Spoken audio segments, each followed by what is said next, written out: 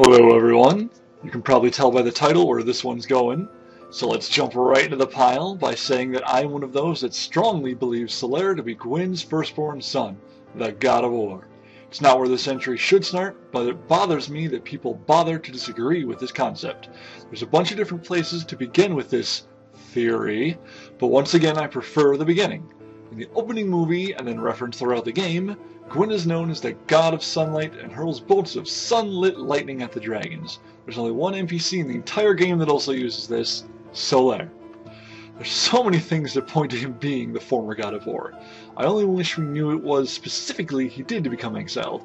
I have a theory on that as well, but it will wait till the Seath and Priscilla video. So, Solaire is obsessed with the sun, wants to find his own, calls the sun a father, gives out sunlight medals for achieving victories, casts lightning spears, and even wants to challenge Gwyn himself if you play the game appropriately to lead him there. The broken statue that you pray to in order to become a sunbro seems an awful lot like a wrecked statue of Gwyn to me. Let's start with item descriptions. Lightning Spear, miracle passed down to those bound by the warrior of Sunlight Covenant.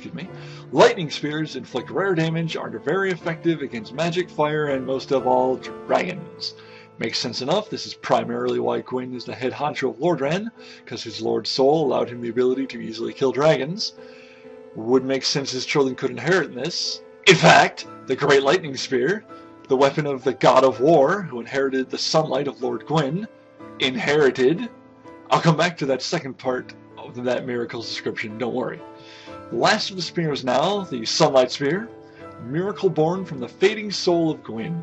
In the war that marked the dawn of the Age of Fire, Gwyn wielded these rays of sunlight which remains fierce even as they fade. Gwyn created this as his power was dying out, but it remains strong. How? Through his God of War son now leading the Sunbros, that's how! It's next important to bring up the fact that Solaire refers to himself as from Astora. I can buy that. It's been 1,000 years and some since the dragons were annihilated, and probably near enough to that since he would have been exiled. The best theory is that the best theory I have is the last line in the description of the Great Lightning Spear, the weapon of the God of War, who inherited the sunlight of Lord Gwyn, but had respect only for arms and nothing else. It's weak, but maybe Gwyn cast him out because he refused to accept the sun, or rather the Lord's soul. There are two scenarios that can run at this point concerning Solaire being from Astora. The first being that he lost his memory and found himself in Astora. Perhaps he was taken in somewhere and over time proved himself a knight. I don't prescribe to this though. I think it is far more likely that he remembers everything quite well, but is not bitter about it. He is a true warrior and knows when he has to prove himself. His goal is to prove to his father, Gwyn, that he should be reinstated, or more importantly, that he should inherit his throne. The Sunlight Talisman states him as the Knight of Sunlight, and his armor set description, Solaire's incredible prowess must come from rigorous training alone, for his equipment exhibits no special traits. Well, duh! It's not his armor that allows him to fight the demons and lords while wielding spears of lightning. It's the fact that he is formerly a lord, a god.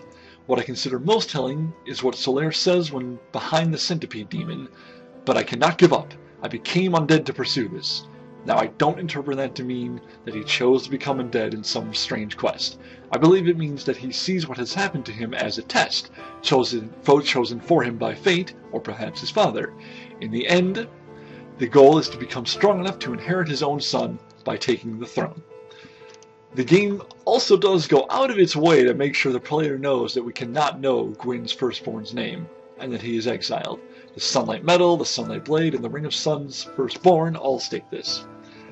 Now, as for the plot and path of Gwyn, it is actually a little complicated. It's hard to say how his life was before getting the Lord's Soul, up above the arch trees, but we can imagine at the very least that it was unpleasant.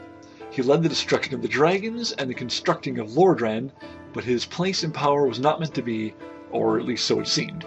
Leaving my Demon Souls Old One theory out of it, at the very least the Dark Lord expected to gain control relatively soon after the dragons and their fog were wiped away. It was stated in ancient legends, as the cutscenes explains when we were taking our first crow trip. Likely Gwyn heard rumors of this legend as well, and as Kath states, and soon the flames did fade, and only dark remained, Thus began the Age of Men, the Age of Dark. However, Lord Gwyn trembled at the dark, clinging to his Age of Fire and in dire fear of humans, and the Dark Lord who would one day be born amongst them. Lord Gwyn resisted the course of nature. By sacrificing himself to link the fire, and commanding his children to shepherd the humans, Gwyn has blurred your past to prevent the birth of the Dark Lord. Well, the Pygmy has other plans, and thus begins a plague known as the Dark Sign. Those branded with it are reborn after death, but will one day lose their mind and go hollow. That is, of course, unless they are the Dark Lord. Pygmy was not as selfish or impatient as any of the other gods. He was satisfied with his ancestor becoming the ruler and commanding the Dark Age. Especially since it's the old one's living soul through the generations. Whatever. Sorry, I had to say it. Alright, back to Dark Souls. As stated by Koth, and seen by our fight at the end of the game, Gwyn reignites the first flame, the one we have to assume where the Lord's souls were first stored. The soul of Gwyn states, Lord Gwyn bequeathed most of his power to the gods and burned as cinder for the first flame. So he gives up all his power, purposely dividing it amongst his children, and other people like the Four Kings. The Great Lord Greatsword description states, a bearer of the ultimate soul. Gwyn wielded the bolts of the sun, but before linking the fire, divided the power amongst his children, and set off with only his greatsword as his companion. Linking this first flame should have killed him, but instead it imprisons him, likely because he is so powerful.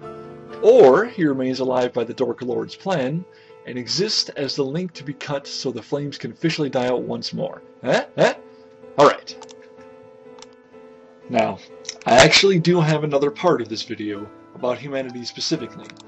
I would find it unlikely that anyone watching my low-rate lore series would also not be watching Epic Name Bros, so most of what I would say here is thunder already stolen by him.